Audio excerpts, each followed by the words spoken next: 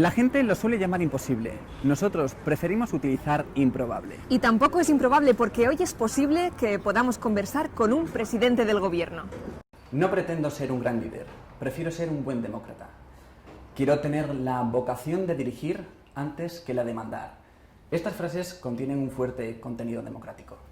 Democracia como la que disfrutamos hoy en día en este país. Y los encargados de ello, los políticos, son personas cruciales. Por ello tenemos la oportunidad de conversar con el anterior presidente del gobierno, José Luis Rodríguez Zapatero. Un auténtico placer. Muy buenas, ¿cómo estáis? Muy bien, antes de todo muchísimas gracias por brindar la oportunidad a estudiantes de comunicación como nosotros de que nos haya concedido esta entrevista. Y la primera pregunta se centra en la índole personal. ¿Cómo le ha cambiado la vida a José Luis Rodríguez Zapatero tras ser nombrado presidente del gobierno y cómo está siendo su vida ahora, después de dejar su cargo? Bueno, son cambios importantes. Desde luego, cuando eres presidente tienes una actividad absolutamente intensa en la responsabilidad nada más y nada menos que dirigir un país. Por tanto, no hay un solo minuto de tu tiempo que no tengas presente eso y todo lo que sucede. Y cuando he dejado la responsabilidad, pues he recuperado muchas cosas de las importantes de la vida, como es tener más tiempo para mi familia, tener más tiempo para leer, tener más tiempo para pensar, con toda la acumulación de conocimientos que te da la tarea de ser presidente de gobierno, que es el más grande honor que en la vida pública puede tener un país, por lo que siempre tienes que estar extraordinariamente agradecido. Es importante que se tenga una buena concepción de la democracia para ejercer la responsabilidad. Hay quien dice que ya que tiene que haber poder, pues que esté en él quien menos lo ame. Y eso supone que tienes que saber dejar el poder, dejar la responsabilidad, que es temporal, y que luego tienes también esa responsabilidad con tu país, de estar con cierta dignidad y a la altura de las circunstancias. Pero la vida cambia mucho, las ideas menos, quizá todo lo contemplas con un poco más de relativismo, de contingencia, después de lo que has vivido. Y bueno, la comunicación política es determinante para la población.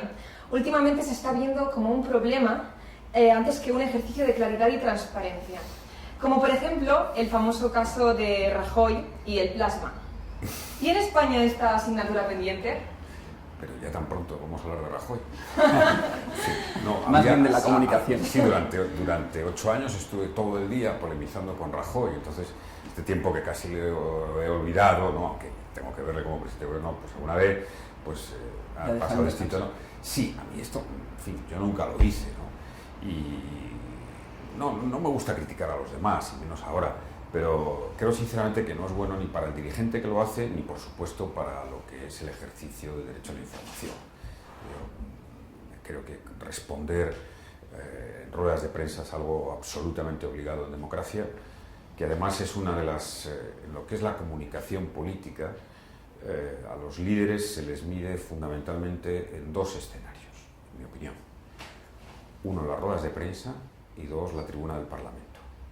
Son 2 escenarios donde, porque un discurso te lo pueden haber hecho muy bien, hasta un mitin te lo puedes saber, en fin, ese tipo de reuniones, ¿no? Pero allí donde ya no llegan los papeles que te han hecho. Cuando tienen que interactuar más, ¿no? Allí donde eres tú mismo, tu recorrido intelectual, el fondo que tengas, la capacidad de réplica, de respuesta, pues están en unas buenas ruedas de prensa, es decir, con periodistas incisivos e inteligentes, y 2, en la tribuna del Parlamento, porque llega un momento en que en el debate pues, se ve, además, se ve porque los mejores políticos son los que mejor aguantan en las últimas fases de un debate. Eso siempre hay que medirlo, por lo menos en mi experiencia. La réplica, la contrarréplica es más importante. Cuando ves una contrarréplica brillante, pues es que estás ante un claro, buen, la capacidad de reacción. un buen público, claro, que es muy difícil de transferir y de explicar. Yo siempre disculpo y casi siempre aplaudo cuando veo los debates de la tribuna, porque he hecho muchos allí. Es decir, quizá desde fuera parece, hombre, pero no has dicho esto, no se le ocurre. Y casi nadie se pone en la situación que comporta estar allí, que en segundos, a veces en décimas de segundos, tienes que priorizar a qué contestas. saber qué contestas, tener algún dato en la cabeza, porque ya llega un momento en que los datos ya se han consumido. Eso es un ejercicio de repetización muy exigente. Sobre todo con este gobierno se habla de pacto en las ruedas de prensa entre periodista y político. ¿Hasta qué punto puede llegar eso? Bueno, yo creo que eso en una democracia, no me creo que haya ese tipo de pacto. Es decir, cuando hay una rueda de prensa sí puede haber un acuerdo en que haya un número de preguntas, sobre todo, por lo menos en mi experiencia, y creo que ahora pasa algo parecido, ¿no? Es decir, cuando estás en una rueda de prensa con un dirigente extranjero y hay periodistas de los dos países que acompañan al dirigente extranjero, al presidente extranjero, lo que se hace es decir, bueno, pues 2 preguntas de cada lado, ¿no? O 3 preguntas. Y eso sí, los periodistas, por ejemplo, todos los periodistas españoles se ponen de acuerdo, a lo mejor para que sean 2, entre ellos acuerdan 2 que pregunten y más o menos que sean esas preguntas. Ese es un formato que en mi caso yo lo utilizamos varias veces, pero lo que tiene fuerza es que pregunten abiertamente y todo el que quiera en una rueda de prensa. Yo instauré la costumbre de hacer 2 ruedas de prensa ómnibus, que llamábamos, a cada fin de periodo de sesiones parlamentarias, más o menos en el principio del verano y a final de año. Y hacíamos 2, o sea, sin límite de tiempo y de preguntas. Y esas hay que llevárselas, yo recuerdo... ¿Sin límite de tiempo? Sin límite de tiempo. Claro, podemos estar 2 horas, si había 30 periodistas acreditados, igual estábamos hora y media de rueda de prensa. Sí. Eso tiene que ser bastante duro también. Sí, y recuerdo bien, esas ruedas de prensa me las tenía que preparar. Es decir, un día antes tenía que tener en la cabeza pues prácticamente todo, porque te pueden preguntar desde los accidentes de tráfico hasta el último problema de violencia de género, hasta cómo va a ir la evolución del IPC o la huelga de estudiantes que en ese momento pueda haber. Es decir, absolutamente universal. Por lo tanto, tienes que estar muy atento. Y hay veces que te preguntan una cosa sobre la que no sabes, y es muy importante también saber responder una pregunta cuando no sabes. Claro. Porque... ¿Cómo sales? Tiene que quedar claro que es comprensible que no lo sepas. Pero que se tiene una noción. Sí, se tiene una noción, pero hay alguna pregunta concreta que a lo mejor no la sabes, ¿no? Y te puedo decir que, hombre, que en fin, te afecta, pero tienes que saber despejar el balón educadamente. Y a mí me parece que en una rueda de prensa es muy importante las formas, como en general en la democracia, ¿no? Las formas dan el sello a las cosas en democracia. Y parece ser que quien no tiene una asignatura pendiente en este caso es el nuevo partido Podemos, que con su comunicación 2.0 pues ha llegado a un sector desconocido en parte para la política, que es los jóvenes. ¿Cómo puede afectar a campañas futuras el uso de las redes sociales? ¿Y las están utilizando correctamente los partidos mayoritarios y tradicionales? Este es un debate abierto todavía, ¿no? Pero mi opinión, ¿no? Por supuesto que las redes sociales han supuesto un campo más de la comunicación social, y por tanto de la comunicación política, y además tiene la característica de que es interactivo. Pero en la historia ha habido momentos en los que se han ido incorporando nuevos grandes medios de comunicación, ¿no? La radio. A mí me encanta la radio, es el medio preferido para mí a la hora de informarme. La televisión es el medio más importante para la conformación de la opinión, y sigue siendo la televisión. Es decir, lo que transmite un debate, lo que transmite un político en las cámaras todavía no tiene competidor. Claro, porque en la radio podemos escuchar la voz. Entonces, sí, se han aprovechado las nuevas redes sociales, y todavía se está, digamos que es un mundo todavía con grandes potencialidades, que comporta algún riesgo, ¿no? Porque, claro, es muy inmediato, la información es muy concreta, son los 140 caracteres, y eso corre el riesgo de que afecte al proceso de deliberación más de fondo, al argumento más de fondo, a la explicación más de fondo. Hay veces que es muy difícil explicar una idea, una política de 140 caracteres. Ya sabemos que las mejores ideas son las que caben en una frase, como se dice muchas veces. Eso es el arte del periodismo, el arte de la comunicación, es encontrar esa frase perfecta, ese titular de 5, 6, 7 palabras pero a veces es muy difícil para transmitir una idea. Y desde luego, bueno, yo creo que todos los partidos, ¿no? O sea, ha habido ejemplos muy importantes. Se dice que Obama, que las campañas del presidente Obama tuvieron mucho que ver con lo que hizo la red, pero mi opinión, no sé si es un poco heterodoxa en este caso, es que la televisión sigue siendo el medio que determina al final la conformación mayor de la opinión. Y según la encuesta social europea, los españoles somos el país de la Unión que muestra menos interés en cuestiones de política. ¿Qué pueden hacer políticos como usted para que la cultura en este campo sea mayor y el interés y ganas de participar aumente? Yo tengo alguna duda sobre cómo contestamos a las encuestas a veces, porque no tengo yo la percepción de que los españoles no tengan interés por la política. Yo desde luego competí en 2 elecciones, que tuve el privilegio de ganarlas gracias al voto de los ciudadanos, pero que la participación fue del 75%. Y ahora, antes parece, es verdad que ahora, bueno, con el fenómeno de este partido de Podemos, dice que los jóvenes se han incorporado, pero en las elecciones que yo competí, en 2004 y en 2008, los jóvenes votaron mayoritariamente, y por cierto, votaron mayoritariamente al Partido Socialista. Es decir, ahora estamos en un momento en el que se habla mucho de la vieja y la nueva política, ¿verdad? Sí. Bueno, esto pasa recurrentemente. Cada cierto tiempo tenemos el debate de la vieja y la nueva política. Yo creo que la política es la política. La política desde hace mucho tiempo. Y lo que hay son ciclos condicionados por las nuevas realidades tecnológicas, por las nuevas demandas. La sociedad de la red es una sociedad más exigente, y eso es muy bueno, es más exigente con el poder, es más exigente con la democracia, es más exigente con los políticos, eso es muy bueno, aunque también, en fin, tenemos que dejar un cierto margen a la actuación de la política, y cómo hacer comprender, que es un poco una de las cosas más difíciles cuando pasas por el gobierno, cómo hacer comprender que el poder tiene derecho, y los gobiernos tienen también cierto derecho a la duda, porque es decir, obtener el respaldo democrático, y mucho más en las sociedades ahora tan contingentes y cambiantes, no produce automáticamente la certidumbre absoluta que parece que exigimos al propio poder, ¿no? Sí, también hay una cierta duda. En una sociedad tan democrática, pues ese equilibrio de liderar y no mandar, ¿no? Esa frase que decías al principio, hay una frase que es de Hannah Arendt, una de las mejores filósofas de la política del siglo pasado, que define muy bien lo que es liderar, ¿no? Frente a otros tipos de comportamientos de liderar en democracia, que es decir, liderar es algo más que un consejo y algo menos que una orden.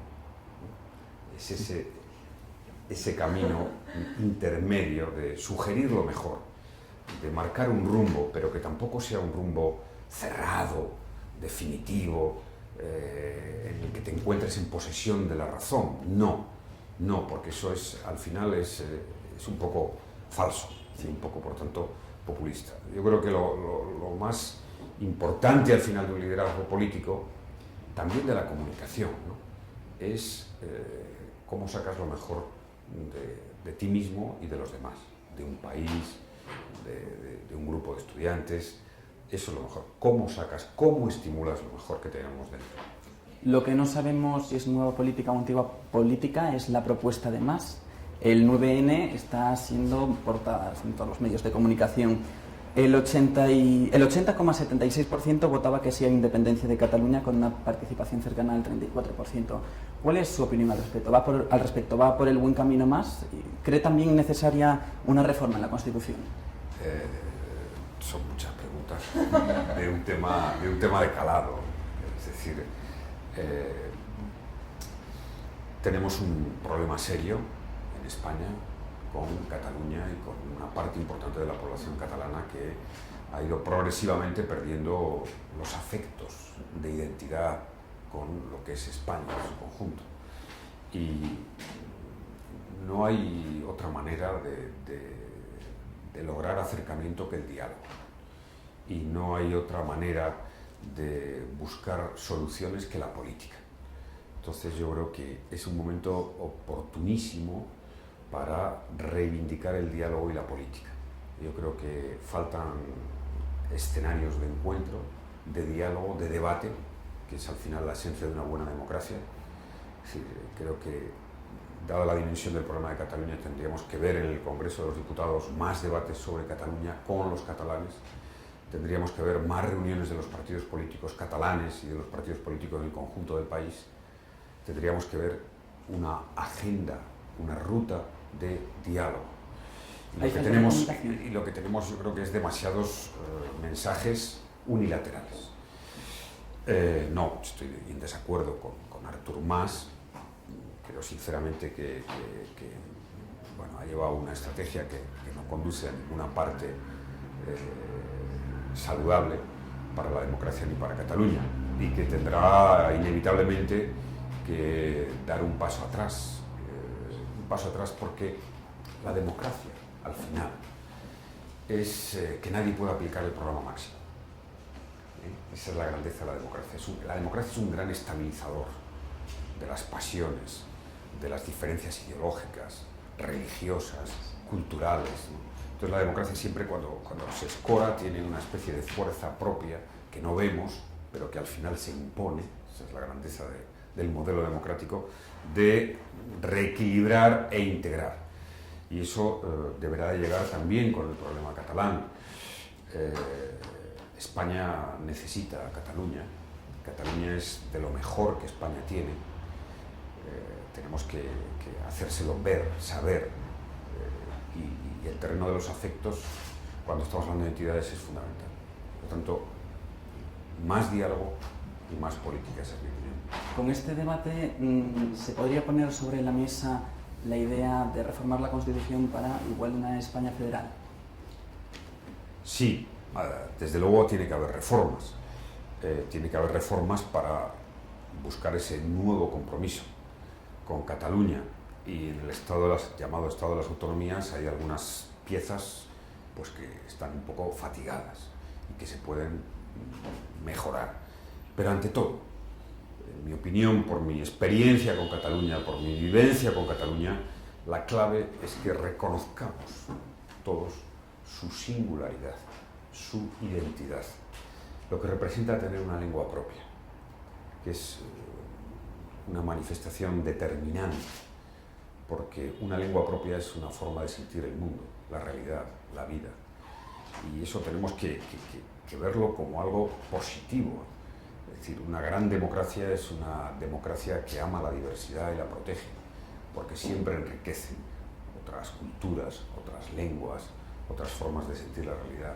Y tenemos que hacer una España, en efecto, más integradora en lo que supone allí donde hay singularidades, y las tenemos, y las hay en el País Vasco y las hay en Cataluña, son evidentes. Y las constituciones mejores son aquellas que interpretan bien cuál es la realidad social, las que perduran y tienen una cierta flexibilidad para la reforma. Pero mi opinión es que antes de llegar a una reforma tal y como están las cosas de la Constitución, que es un horizonte deseable, hay que dedicar mucho tiempo al diálogo, mucho tiempo. Hemos perdido mucho tiempo en la confrontación desde lejos y ahora vamos a tener que necesitar mucho tiempo para el diálogo sereno, sosegado, para revisar nuestras cuentas pendientes, para repasar nuestras debilidades recíprocas, y espero que ese terreno se abra. Esperemos. Y todo un reto que se deben proponer los políticos. Desafíos como, suponemos, los que se habrá puesto usted al llegar a la Moncloa. ¿Ha cumplido sus expectativas en este sentido? He cumplido una parte de mis expectativas, ¿no? Y además creo que en democracia es así normalmente, ¿no? Es decir, creo que habrá pocos proyectos políticos, pocos gobiernos, pocos líderes que digan he cumplido todo lo que deseaba, ¿no? He cumplido una parte que para mí era muy importante, que era el gobernar con un espíritu democrático. Bueno, recordabas que una frase mía de ser un buen demócrata, dejando algunos testimonios que al final es importante en la vida pública, como el modelo independiente y plural de televisión española, siempre el procurar respetar las formas democráticas, eso que se ironizaba conmigo del talante, ¿no? Ser respetuoso, procurar que la crítica no sea excesiva y fortalecer la democracia a través del fortalecimiento de los derechos de los ciudadanos, ¿no? Hicimos un abanico de leyes de las que me siento muy satisfecho, como la ley en contra de la violencia hacia las mujeres, que ahora cumple 10 años y que fue un referente en el mundo, la ley del matrimonio que permitió el matrimonio homosexual, que también fue un referente y que nos ha convertido en el país que más acepta, ¿no?, la homosexualidad, lo cual, bueno, dice de nuestro carácter liberal, la ley de igualdad de hombres y mujeres, la ley de interrupción voluntaria del embarazo y sobre todo este grupo de leyes de derechos civiles, de derechos y libertades individuales que tanto hacen por la democracia, son importantes porque van a perdurar. Es decir, lo más significativo quizá de esta etapa del gobierno del PP es que al final todas esas leyes tan trascendentes, que por cierto se combatieron mucho, ¿no? Recuerdo las manifestaciones de los obispos, ¿no? Sí. Están ahí y ya no las han reformado, lo cual es muy positivo. Luego logré un objetivo que quizá íntimamente para mí era el más importante, que era ver el final de la violencia de ETA, que quizá fue a la parte que más tiempo dediqué en mi etapa de gobierno. Mucho de ese tiempo es no conocido, porque exigía discreción, era un terreno difícil. Y luego, pues, en fin, logré algunas otras leyes en materia social, mejora de las pensiones, de la ley de la dependencia, hacer que España se pusiera en cabeza en la cooperación al desarrollo. Multipliqué por 500 la ayuda en la lucha contra la pobreza, la miseria y el hambre en el mundo, y ahora cuando viajo y me recuerdan inversiones que hicimos pues en África o en países de Latinoamérica, es muy gratificante. Son temas que quedan lejos y que además normalmente no dirimen apoyos en España, apoyos populares, apoyos de votos, ¿no?, pero que producen, eso sí, un gran impacto en la marca España. Que un país es reconocido en el mundo no por las batallas que ha ganado, ni las guerras, ni por el arsenal militar que pueda tener. Un país es reconocido en el mundo por cómo trata a las personas con más dificultades y cómo integra a los que vienen a vivir. Por eso también dediqué una parte especial de tratar con la máxima sensibilidad la inmigración.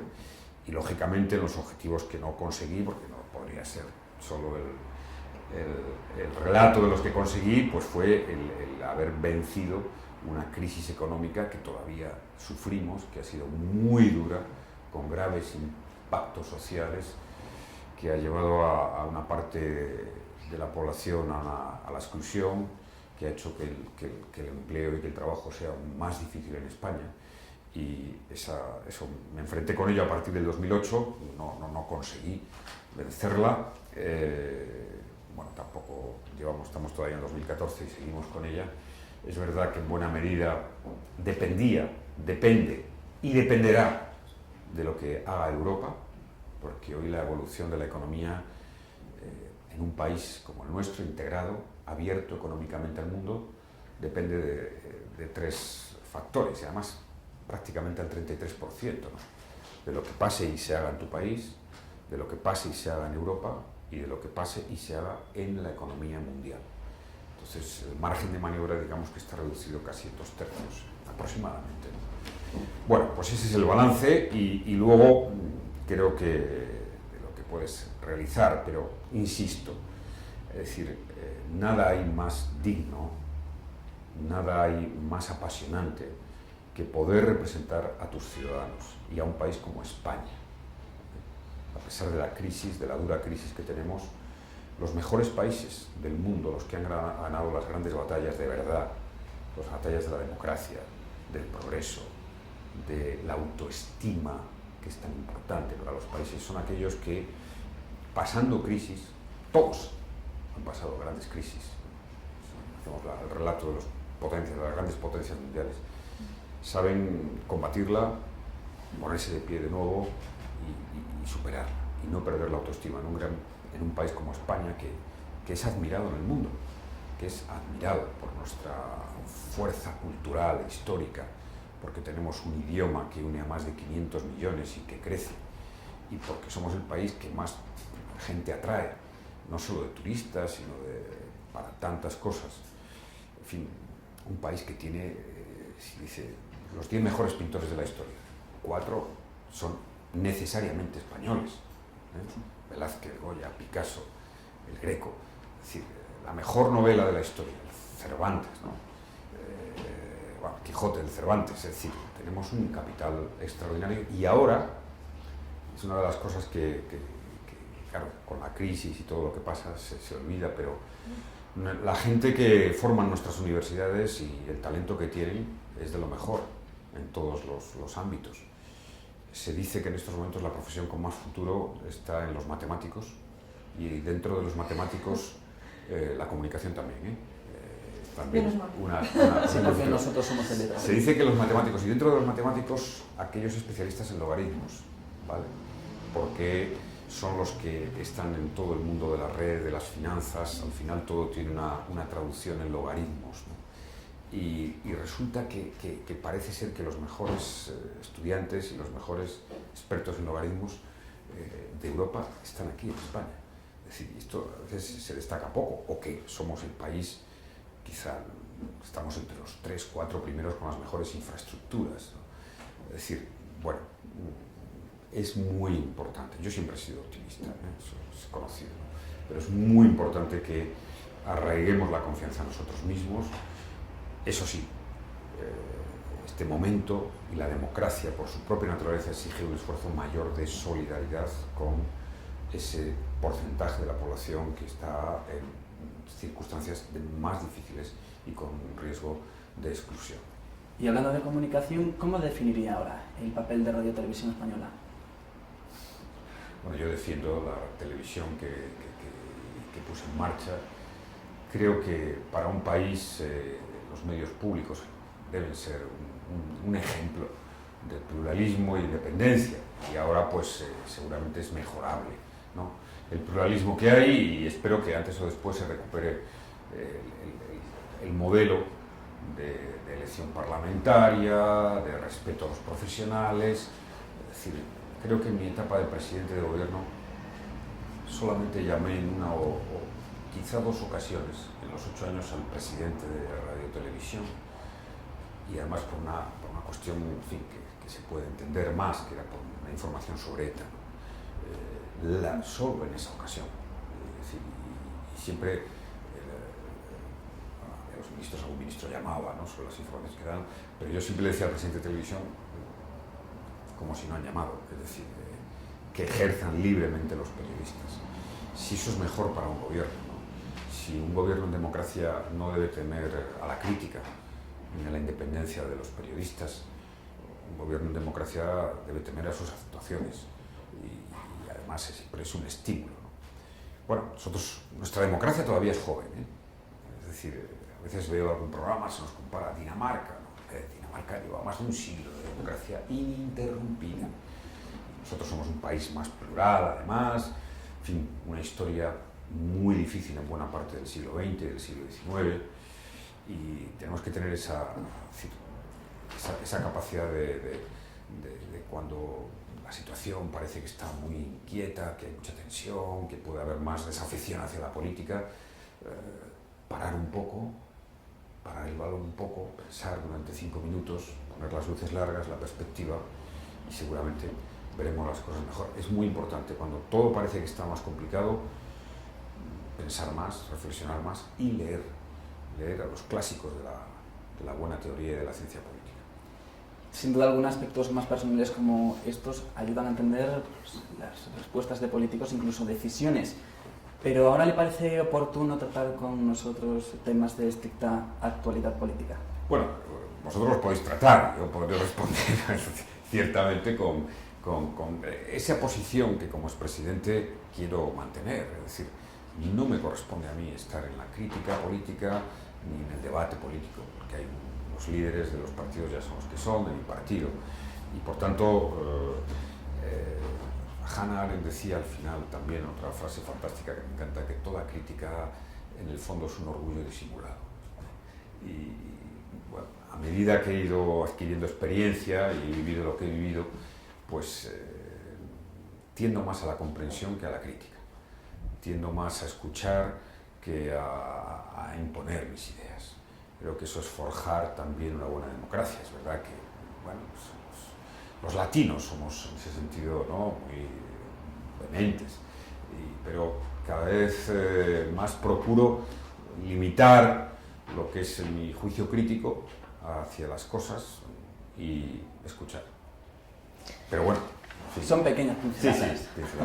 Bueno, y un partido que se mantuvo un tanto al margen fue Podemos, partido que ha conseguido irrumpir en la escena política hasta llegar a ser el primero en intención de votos. Aparte del descontento de la población por la gestión política llevada a cabo, ¿hay algún otro motivo de peso que haya hecho que este partido esté ahora en primera plana?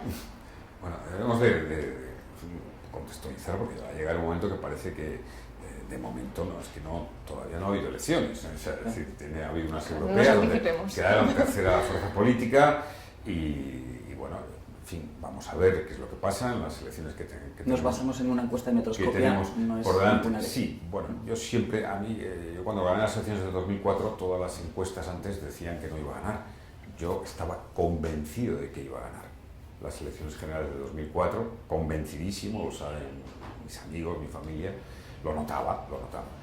Y es verdad que ahora hay un escenario en lo que es el sistema de partidos nuevo, distinto, con la irrupción de Podemos. Pero, en fin, no debería de ser algo... Es decir, la democracia es la expresión del pluralismo y a mí me parece que quienes lo hacen bien y quienes conforman una opinión, una idea política. Ahora, ¿qué queda?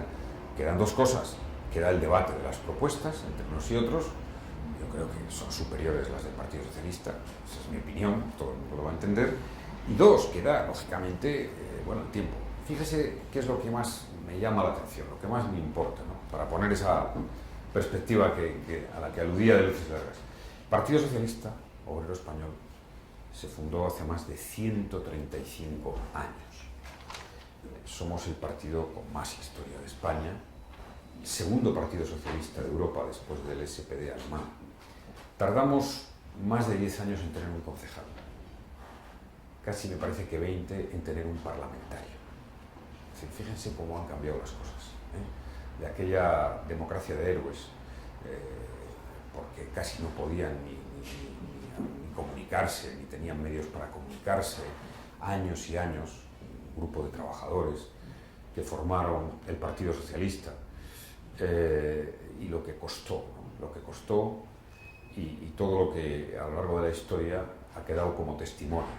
Bueno, pues ahora, en fin, esta democracia no será tan mala, esta que hemos hecho, que permite en muy poco tiempo a un partido político, pues en una ideología o otra ideología, pues tener su presencia, su representación.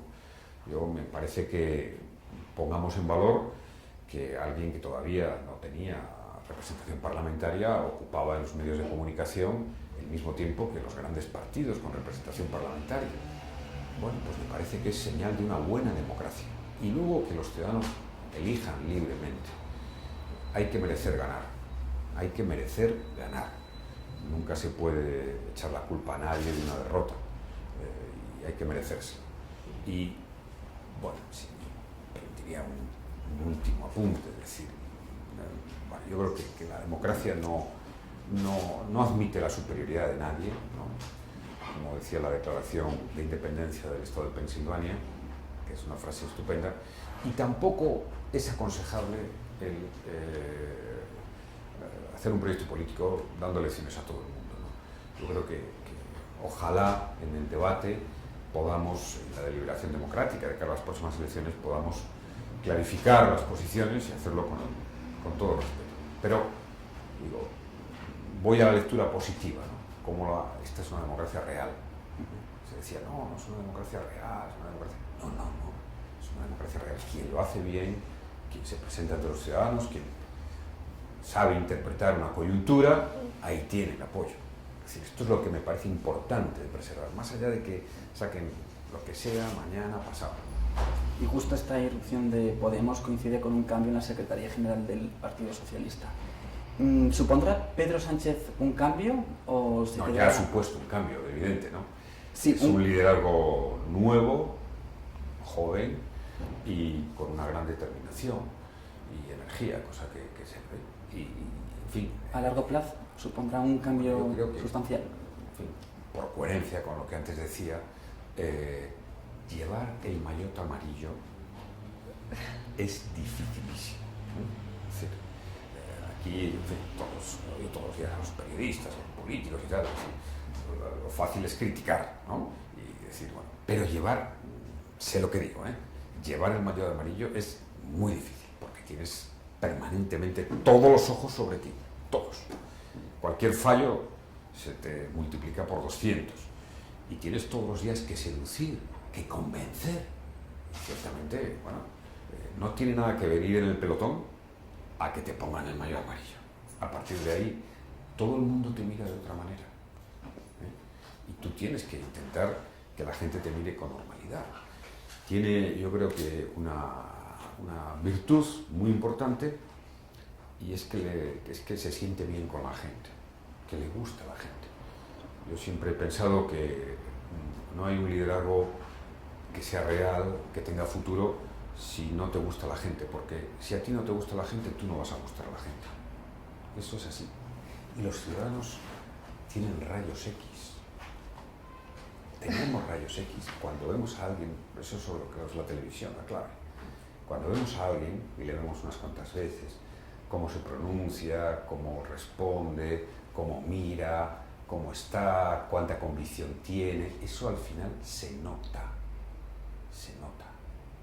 Y es fundamental que esa capacidad de comunicación con la gente la mantengan. Por tanto, démosle tiempo, apoyo a Pedro Sánchez. Pues, si es que además es bueno para la democracia que tenga ese tiempo, ¿no? Ahora todo es aceleradísimo, ¿no? Todo es... La instantaneidad del momento. Sí, completo. Pero seguimos hablando de Pedro Sánchez, porque ¿logrará Pedro Sánchez limpiar la imagen de la marca España para las relaciones internacionales e intentar dar una imagen nueva que deje atrás los casos de corrupción de nuestro país? Bueno, distingamos, ¿no? Distingamos una vez más lo que es coyuntural de lo que es de fondo. Es decir, he viajado por casi todos los continentes, por la mayoría parte de los países del mundo, sigo viajando, y diré, España es ha sido uno de los ejemplos que siempre ha estado ahí de transición democrática.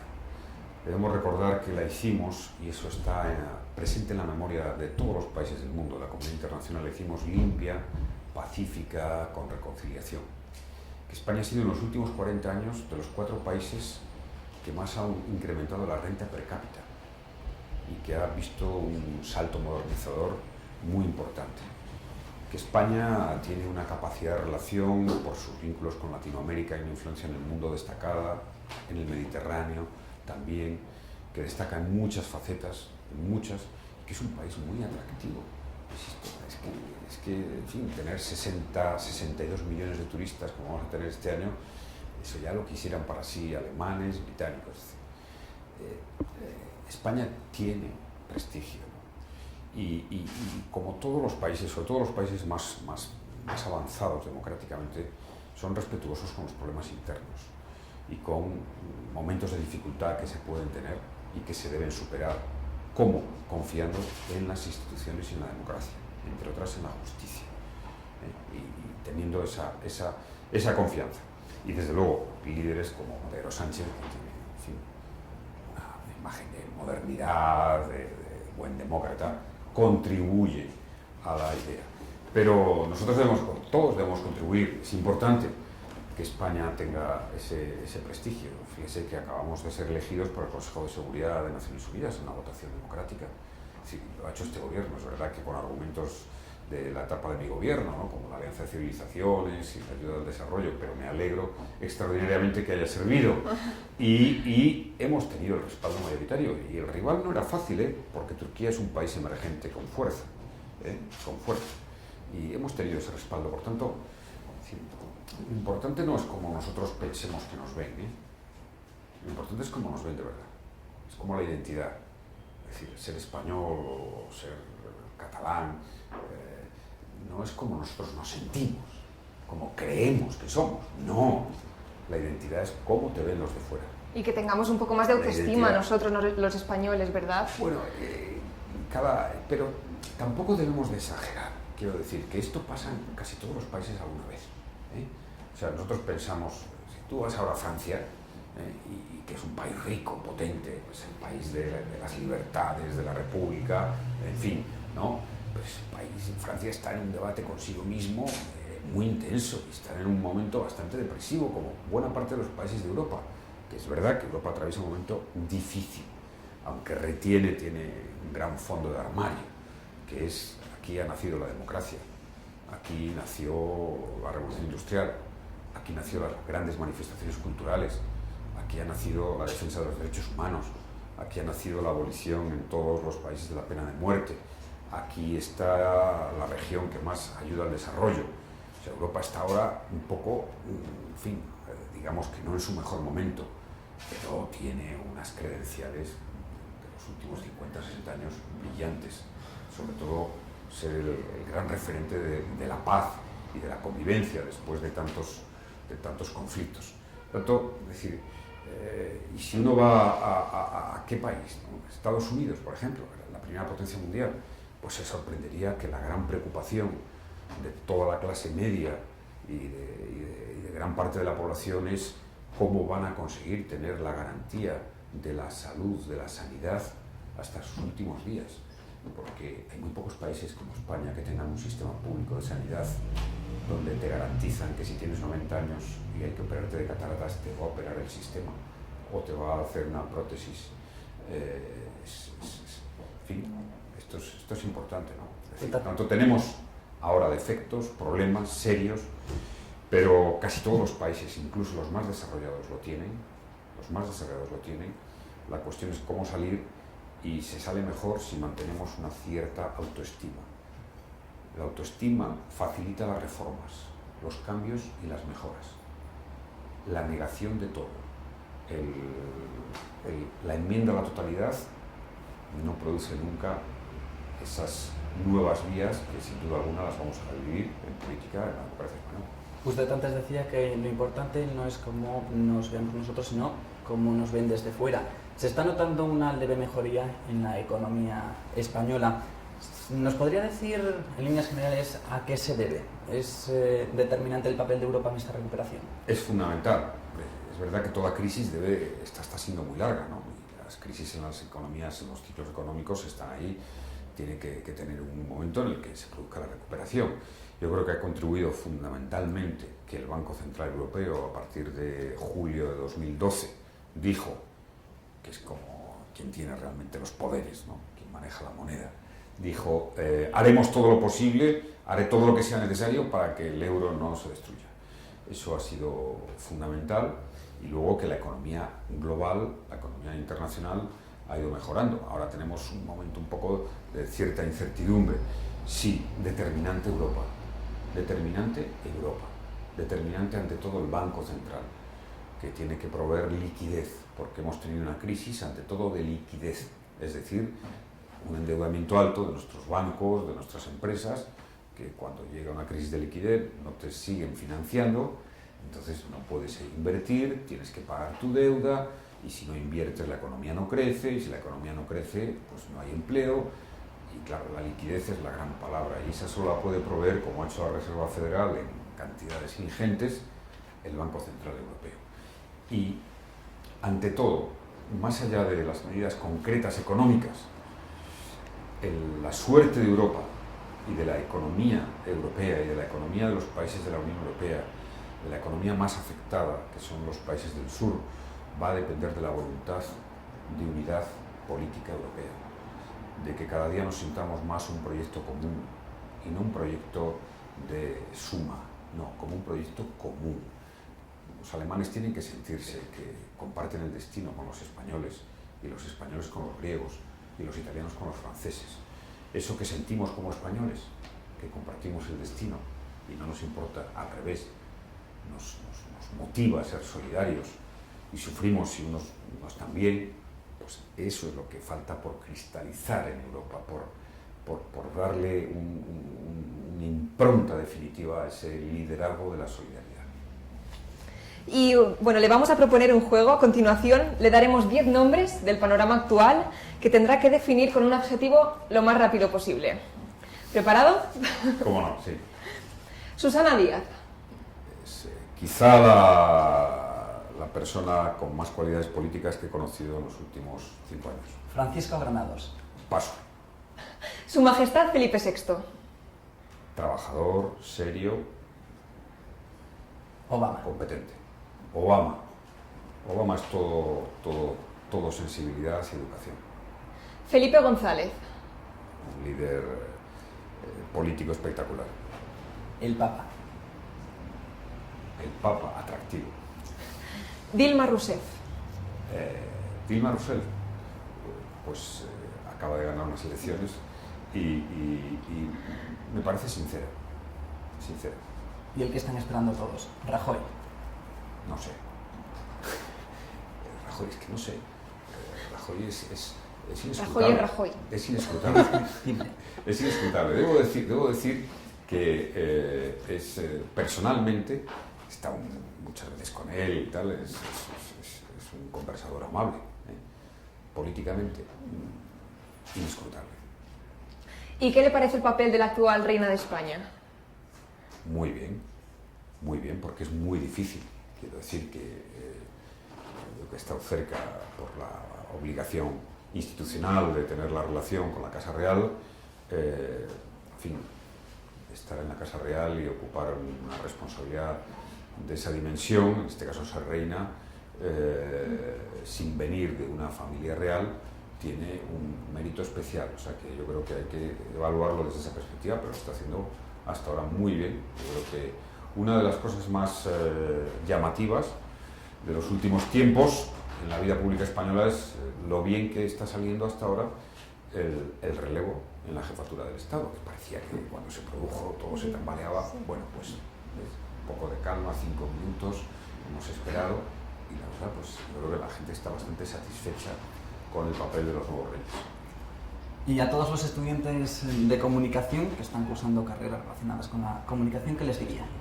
Que la comunicación es la vida y el futuro y que hay que arriesgar.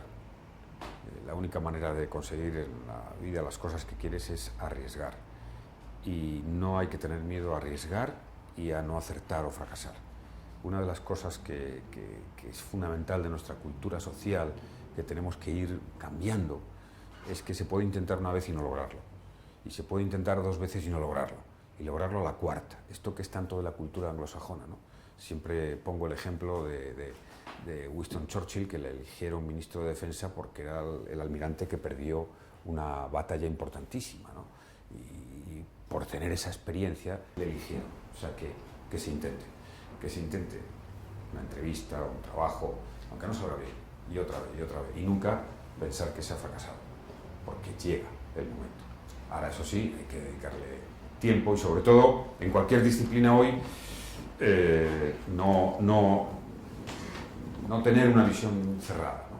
Es decir, yo, por mi experiencia en lo que necesita el mercado de trabajo, las empresas y tal, interesa gente con una cierta vocación universal, más amplia, global, y acercarse y conocer la política da mucho conocimiento, o sea que también que participen. Muy buen consejo, sin duda. Un auténtico placer haber hablado con usted y decir tiene que estar invitadísimo a nuestra universidad. Muchísimas gracias. Bueno, y como dice un proverbio indio, cuando se habla hay que procurar que las palabras sean mejores que los silencios. Así que, bueno, ya ha quedado más que demostrado. Bueno, muchísimas gracias y suerte. Muchas gracias, presidente. Muchísimas gracias.